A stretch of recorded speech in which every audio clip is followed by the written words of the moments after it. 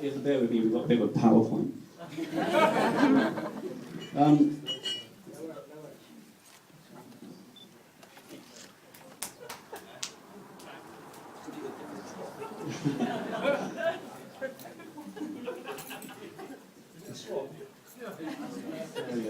I would just kind of like to start by saying how, basically just how Gemma, how radiant you look today.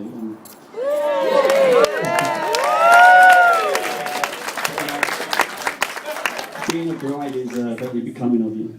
Down back to 10. For those of you who don't know, Glamour Factor 10 is in fact the upper limit of the scientific scale of glamour. Much like the Moore's test for mineral density, it does have an upper limit. It can only be achieved by brides on their wedding day and drag queens. So Gemma, if you could just come up here for a minute.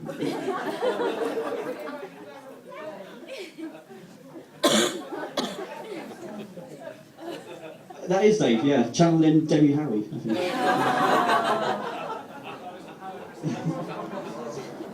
In recognition of you reaching Glamour Factor 10, me and Joanna have prepared a gift.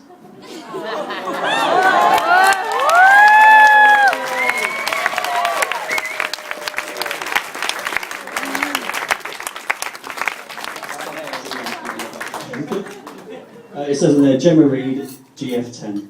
And Dave, obviously as well, you obviously, being the drag queen, also have reached Glamour Factor 10, as Diva Reid. We decided it was your drag queen name. Here we go. Here's Dave again.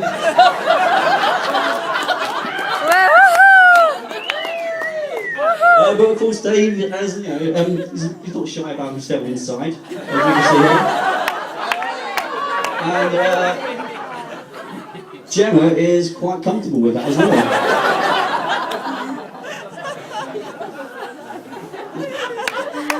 So anyway, what can I say about David Jordan Reid? Dave's the type of guy who will walk like this through the streets of Slough on his own late at night.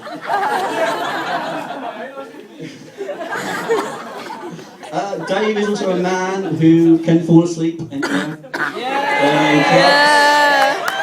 pubs, anywhere. You're right now, Dave. You're a Red Bull.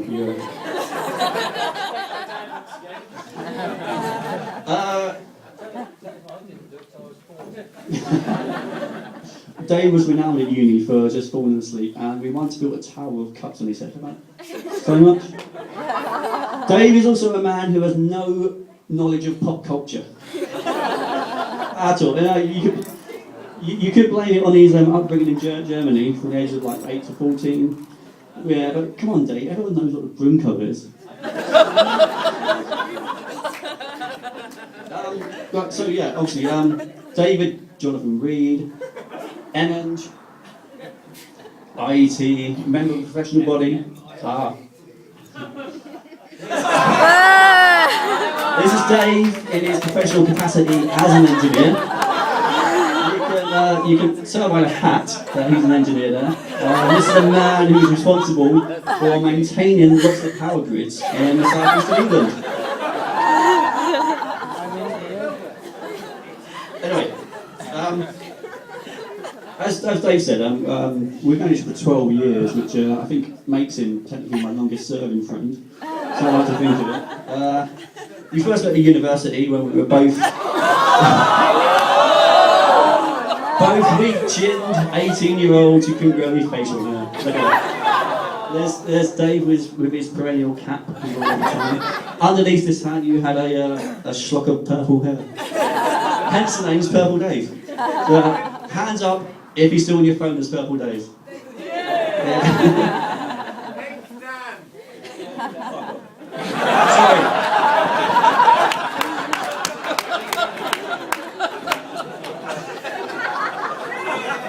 When I first met Dave, it was Dave said, it was the first day of university, and I think pretty much the only reason me and a guy called Luke went and spoke to him was because he was wearing a Less Than Jake hoodie. If you don't know those words, then don't worry.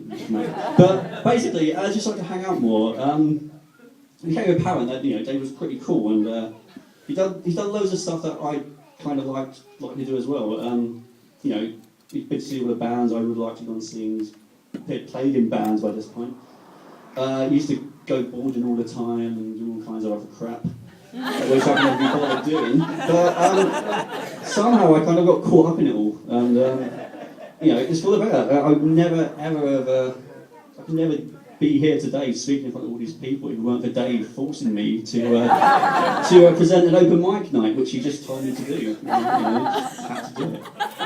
So cheers, Dave. And I really think like the bands and all the holidays and everything, I've never done any of that without you. And I would just like to say, my life wouldn't have been half as interesting, I don't think, if you hadn't been there.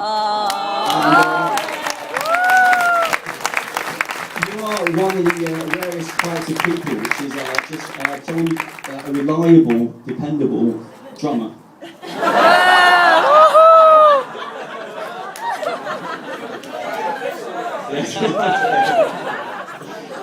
Right now, so Dave didn't really want to mention when he first met Gemma, but I've got no such qualms. They've been together for about 6 or 7 years, is it? I can't. Fair enough. And to be honest, I think when they went to Austria and then to Southeast Asia and stuff, me and Joanna kind of expected them to come back being engaged already. Not the only one. Yeah. And I guess it just goes to show how much they, are really meant to be together. And they are quite literally perfect, I think. Dave likes running marathons, playing drums, sailing, kite surfing, bodyboarding, skateboarding, other types of boarding, kite surfing. Yeah, and Gemma likes. She likes Dave.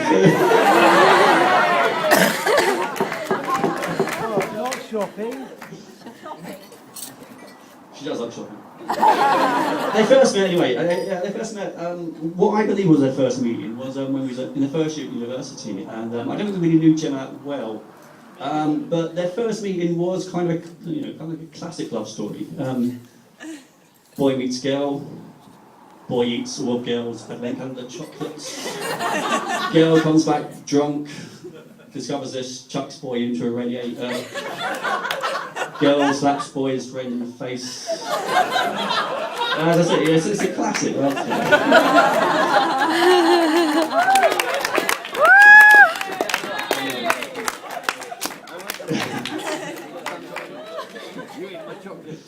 But when they first started going out, obviously, it was, Dave wasn't going to mention this, but I have no qualms, as I said.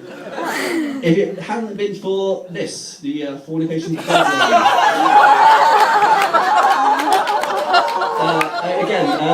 in our circle of friends, there are lots of catchphrases and things. Just to clarify this, it's a date or a deadline by which you have to fornicate. This was put in place due to a bout of sexual poverty among Gemma and her friends. I don't have to explain this. So Gemma had failed to meet the deadline, and I think on one evening when, sorry. Well, someone said it had to be Dave, and Amy instructed it had to be Dave. And I would like to think it was more than just the fact that Dave was the only man in a lesbian bar. Of course,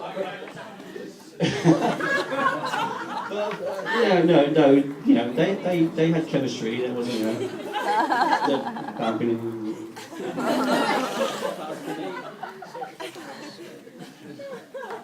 Anyway, they I think that night they went home together, and the fornication deadline was.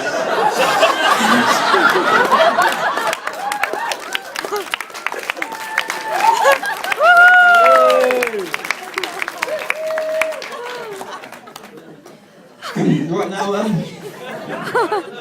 obviously there have been two great loves in Dave's life. Obviously there's Gemma, but before that there was... Oh, right. There was the sea. That salty expanse of water Dave loved so much it calls to him. Dave, it says,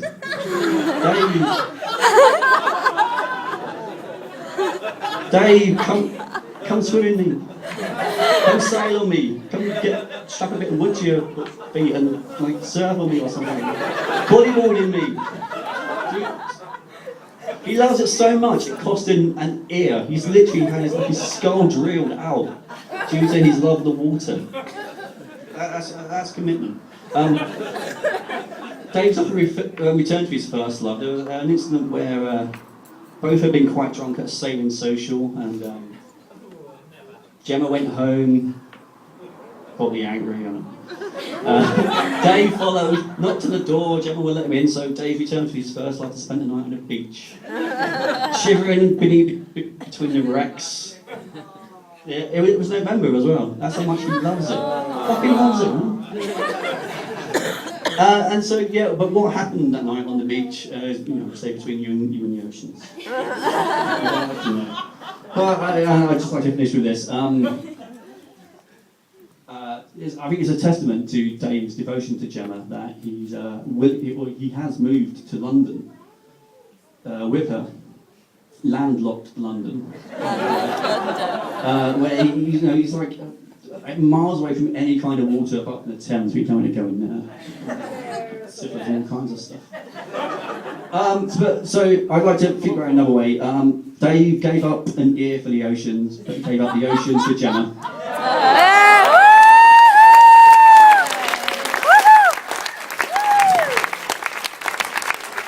If you could join me as host to Mr. and Mrs. Reed, my best friends and just awesome people.